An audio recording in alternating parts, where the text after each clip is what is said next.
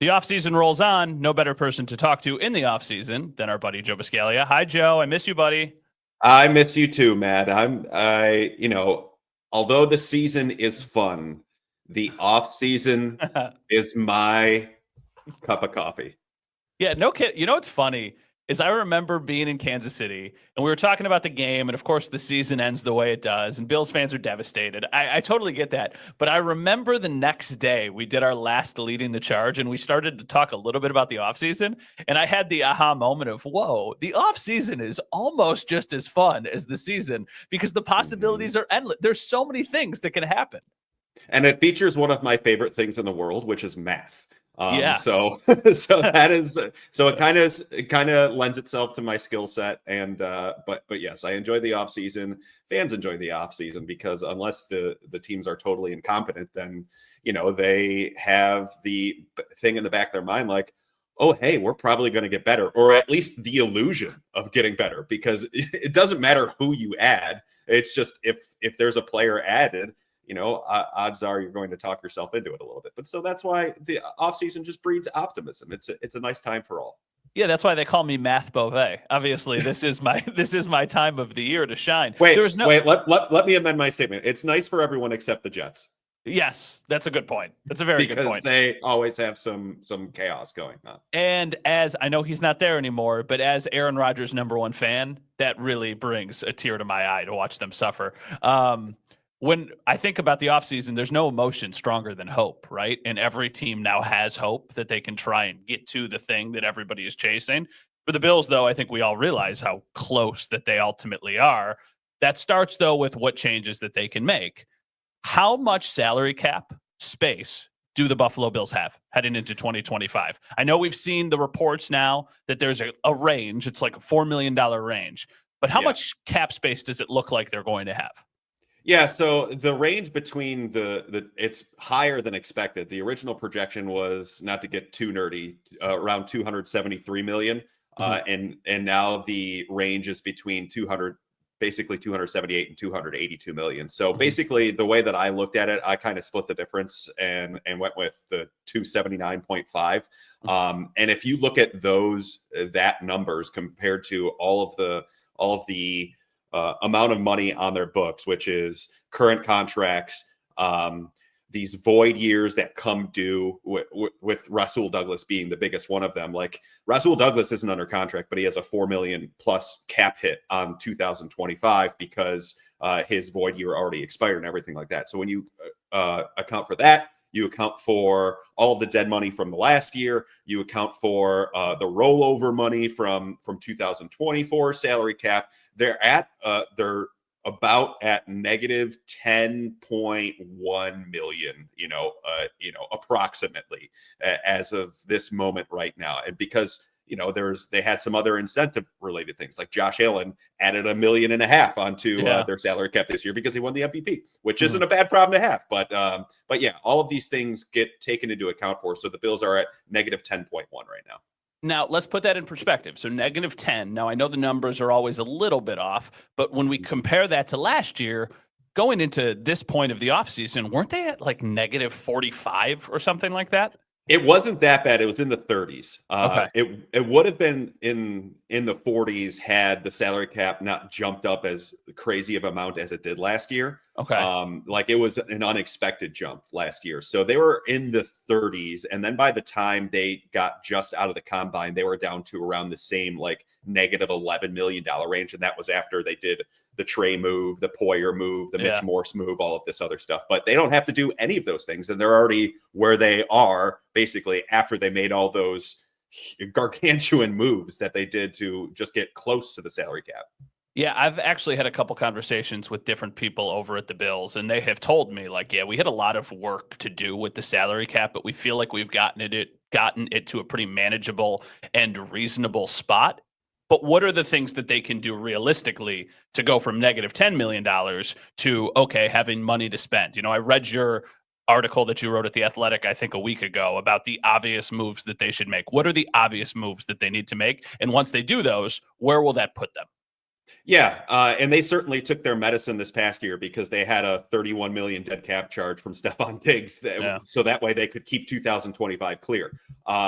So in terms of moves, I look at it as really four moves that just have to be done no matter what. And the type of moves that you're looking for in terms of like contract restructures are players that are going to be in-house for the next 2 to 3 years at least. And so that list is very small for the Bills because a lot of their guys are getting a little bit older. They're about to be getting out of contract. But even still, that small list has some very impactful cap space ramifications, Josh Allen being one of them. They can save upwards of, let's see, I have the figure. They can save upwards of around 11 million if they convert all of his bonus money plus his base salary outside of the veteran minimum into a prorated signing bonus. They can save over $11 million. Another one is Deion Dawkins. They can save over $10 million to do his deal. And that's maybe playing with a little bit of fire just because he's up there in age, but he was so good last year that I don't think they'll think twice about it. And it's so impactful from a cap perspective that you just got to do it. The other one to me is Ed Oliver, and Oliver is already, locked in for next year anyway. You can restructure his deal and get a little under 9 million in cap space. So that's three moves right there. I just trotted out. That's, borderline 30 mil at the moment. And then you chuck in another move when they have a couple of options here. And this all has to do with Von Miller. I read fans out there, just cut the guy. You can. And if you were to do that, you could save $8.4 million on this year's cap, which is not nothing. Mm-hmm. But in doing so, you're still leaving a $15.4 million dead cap charge on your cap. And you would be down a pass rusher who, even though he didn't have a huge role last year, he still gave them some good reps here or there. So my solution is basically an ultimatum for Von Miller. Either agree to a pay cut equal to or greater than what they would save on the salary cap this year, or cut bait and move on. It's that simple. It's either you're going to be with us on a pay cut or you're going to be looking for work. And I think where the Bills have some leverage here is the fact that Von Miller did not play a ton of snaps last year. His production wasn't the greatest. He's going into his age 36 season. And because of that, that value on the open market is not going to be all that grandiose. So if they told him, okay, we'll take your contract down, but give you $7 million guaranteed for this upcoming year. That's still a lot more than he would probably get on the open market if he were to go somewhere, and he's on a contender. And by doing so, that would save them over $10 million of cap space. So would you rather have $10 million in cap space and keep the pass rusher who's a rotational, or would you rather not have the player and still get the 8.5 cap space, but have to refill? I think that's a pretty easy answer in my book. Yeah, you said it perfectly, because contrary to popular belief, I also think Von Miller will be back this year because of all the reasons that you laid out. I don't think that guy at that point in his career is interested in going and signing a one-year deal with another contender because you're already on a contender. You know this team. Obviously, it seems like he likes it here in Buffalo, and they can still pay him pretty well. Look at what he did last year, right? The pay cut he took last year to stay in Buffalo, I think kind of spells out like hey, he did you a solid last year. I think they're going to do him a solid. They're still going to tell him he's got to take a pay cut, but I don't think they're going to just cut him. At least that's my read on it. Is there anybody who could be a cap casualty who we're not talking about? I don't think at this point last year, any of us would have thought, hey, they're going to move on from Mitch Morse. I don't want to speak for you, but that surprised me. Poyer made sense. Trey made sense. Mitch Morse didn't. Is there anybody this year who we think that could possibly be? There's no one really that gives them a hugely impactful amount of savings. I guess the one you could point to is maybe AJ Epinesa. You could get somewhere like a little over 3 million in savings for him. I think Sam Martin is on this list too. You could save a little under 2 million by cutting him, and you need to decide before the 5th day of the new league year, I believe is what his contract says, because he has a $500,000 roster bonus due. And if that hits, then that gets attached to your cap no matter what. So, Mm-hmm. And he wasn't that, like, he was fine last year. I think he was Yeah. 20th in average, 27th in net average. So actually not fine. He was below average, below the median of punters in the NFL. So if they wanted to get younger, cheaper, then they certainly could do that. They might have even signaled it by, going and giving a reserves future signing deal to Jake Camarda, who was a 4th-round pick in 2022. He was the Bucs punter for a couple of years. So that's another one here to kind of keep an eye on. I think the majority of their work in getting cap compliant and getting cap space will all have to do with either restructures, pay cuts, or contract extensions to maybe some of their younger guys, or maybe like if they were able to wrap up the complex negotiation that is a new quarterback contract, I think that would yield itself. But I don't think they have enough time to do that before they have to get all their business done with free agency and getting cap compliant and everything like that. So those are the ones. There are certain contracts that they could tap into as well if they wanted to, like Dawson Knox. You could do it, but it takes away flexibility of moving on from him next year if that's what you wanted to do. There's a few others like that, but I think the core ones that they should probably target are Allen, Oliver, Dawkins, and then figure out something with Von Miller. Not knowing exactly how it all plays out, how much flexibility does it feel like the Bills are going to have? They're not going to be the Patriots. They're not going to have all the money in the world that they can spend. But are we anticipating a more active offseason and approach than they were able to do last year? Yes, no doubt, because they are not handcuffed this year by the cap or wanting to get the 2025 cap in order, which they did. Now that they have all of that work done and behind them, I think we're looking at a window more similar to 2022 than 2024.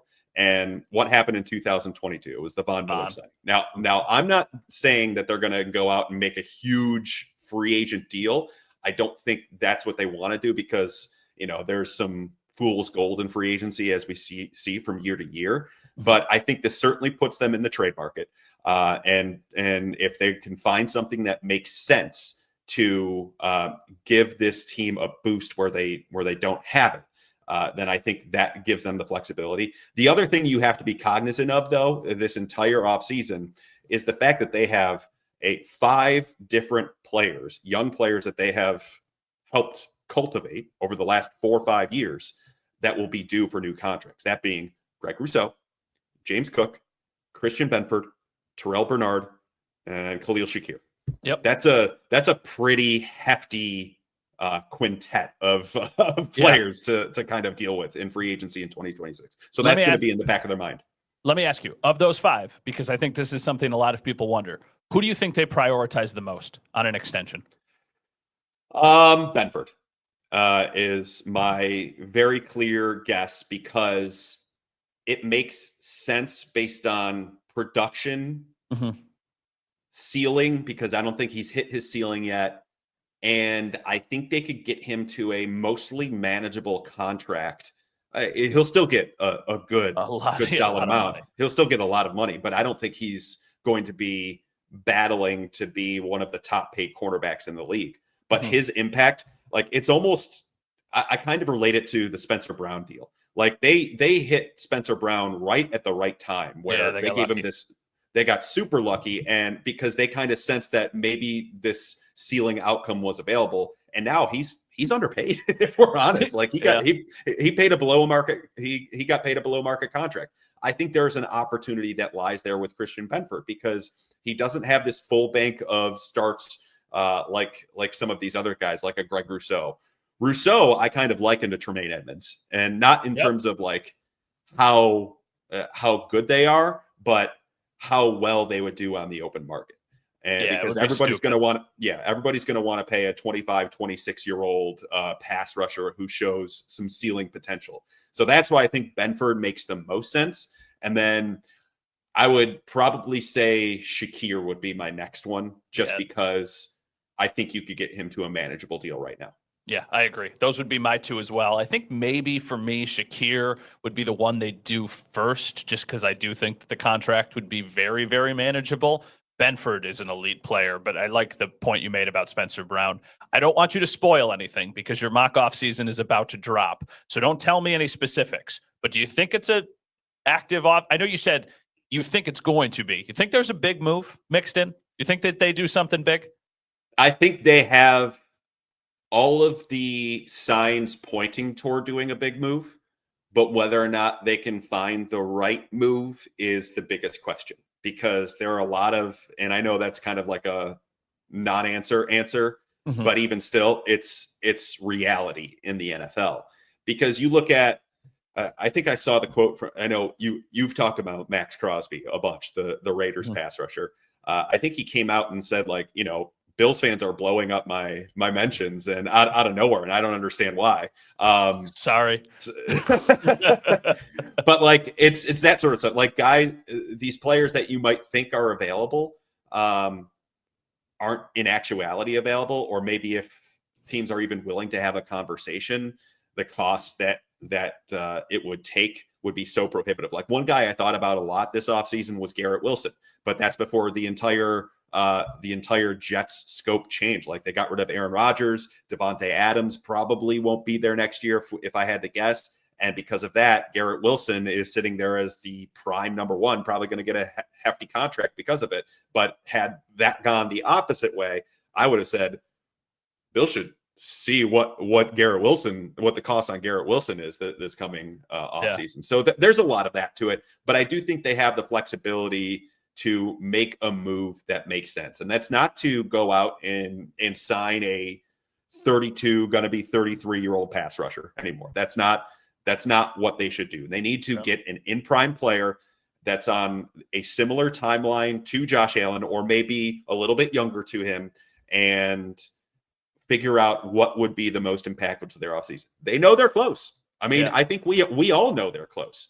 And the last time they felt like they were this close, they went out and did the Von Miller thing. So I think it's